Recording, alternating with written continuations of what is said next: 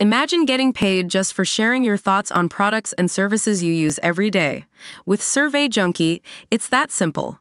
Click on the link in the video description to discover how you can start earning today by taking surveys. Freed Israeli hostage Noa Argamani saw sunlight for the first time in 245 days after being rescued in a daring Israeli Special Forces mission. The brave 26-year-old was trapped in Hamas captivity for over 8 months ever since she was ruthlessly snatched from the Nova Music Festival on the gut-wrenching October 7 massacre. Noa was one of 4 hostages saved on Saturday in a daring Israeli rescue mission as she was reunited with her overjoyed family, who described her as still being in shock.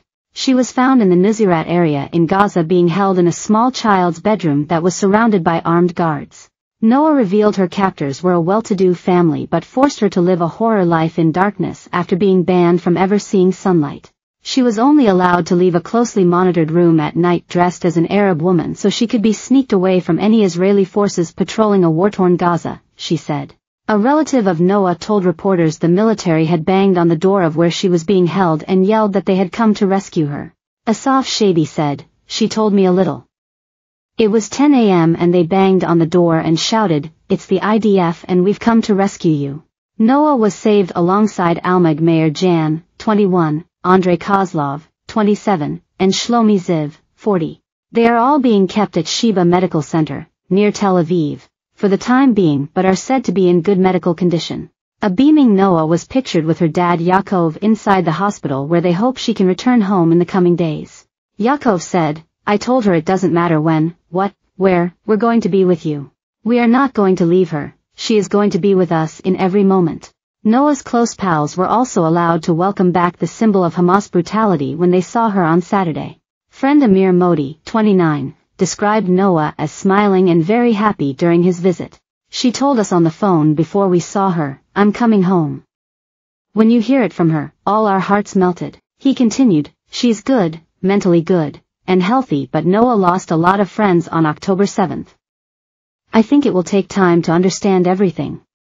It feels like she's in shock. She told us on the phone before we saw her, 'I'm coming home.' When you hear it from her, all our hearts melted."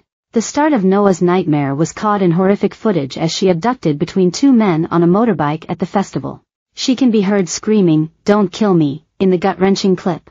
Noa also saw her terminally ill mother, Leora, when she safely arrived in Israel after being transported away by a military helicopter. Leora has stage 4 brain cancer and has been vocal over her fears that she might have never seen her daughter again if she wasn't saved. But Yaakov explained that the meeting between the pair was just as upsetting as it was heartwarming. He said, "Unfortunately her mother is in a very difficult condition. They met, but it was very difficult." Noa has also spoken with Israeli Prime Minister Benjamin Netanyahu since being saved. Israeli forces described the heroic mission where the 4 hostages were saved as smooth despite Hamas claiming it was a deadly assault. A firefight was said to have broken out between the Hamas captors and the Israeli Special Forces as they battled to keep the hostages alive while eliminating any terrorists. Hamas claimed at least 274 Palestinians were killed during the rescue mission that blitzed the Nuseirat refugee camp. Hamas has not said how many of those were combatants. IDF spokesperson Daniel Hagari admitted their forces came under heavy fire but strongly denied the high number of casualties. He said his commandos working responded to the sounds of gunfire by firing from the air and from the street. By Jessica Baker, Foreign News reporter. Ruthless militant group Hamas has lost half its members since it began its assault on Israel and murdered 1,200 civilians on October 7. The terrorist organization has reportedly been left with no choice but to rely on hit-and-run insurgent tactics to fend off Israeli forces.